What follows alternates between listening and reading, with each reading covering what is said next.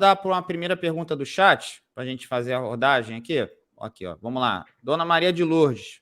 Obrigado, Dona Maria, pela presença. Ela fala assim: boa noite. Se o Levin resolver ser candidato, vocês vão se unir para derrubar esses vagabundos que estão destruindo o nosso Vasco? Dona Maria de Lourdes, saudações. Satisfação aí da pergunta. O Levin é uma... bom, primeiro, só para dar um passo atrás, né? Acho que o Levin, na visão do Identidade Vasco, né, que a gente construiu, foi o legítimo vitorioso do pleito passado no Vasco. A gente fez um processo muito bonito no Vasco, 5 chapas, votação presencial, mais de 3.600 pessoas votando, um dia inteiro de movimentação. Eu realmente, ali eu achei que a gente tinha conseguido virar uma página triste da história do Vasco. Mal sabia eu que a gente estava construindo uma segunda página lamentável aí, e ainda mais sofrida.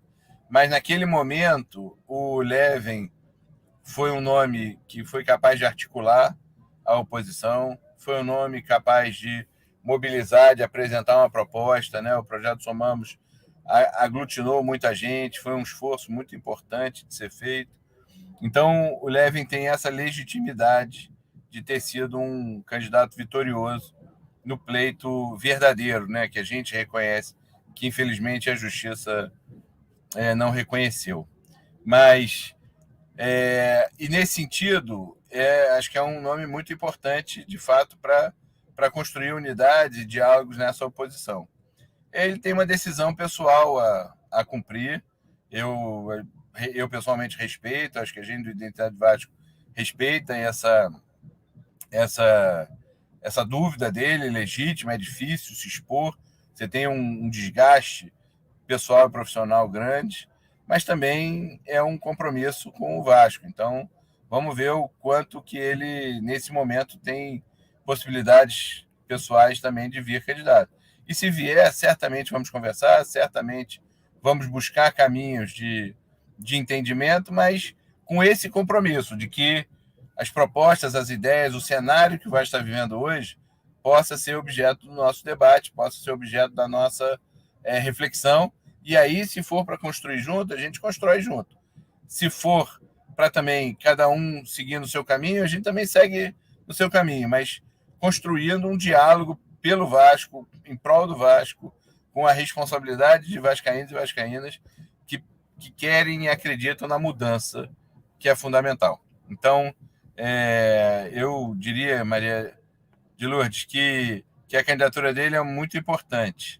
O nome dele é muito importante nesse processo eleitoral, mas que vai ser considerado e respeitado certamente por todos nós que estamos nesse campo da oposição, e que eu espero que sejamos capazes de construir uma unidade, mas é fundamental que a gente troque, mude quem está nesse lugar hoje, nessa gestão hoje, que tão mal tem feito ao Vasco. Então a gente não pode perder para a gente mesmo.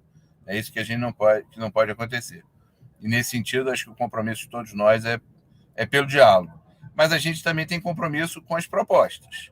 Não são os nomes exclusivamente, mas tem esse desafio de construir uma agenda plausível, uma agenda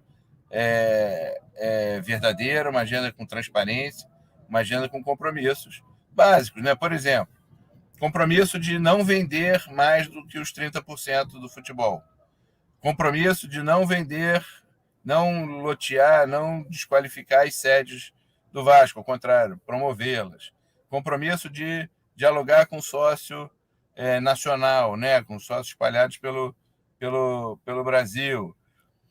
Enfim, compromissos com processos de transparência, de participação, são os compromissos básicos que a gente vai estabelecer. Eu acho que não vai ter dificuldade, mas é a partir deles que a gente constrói a aliança.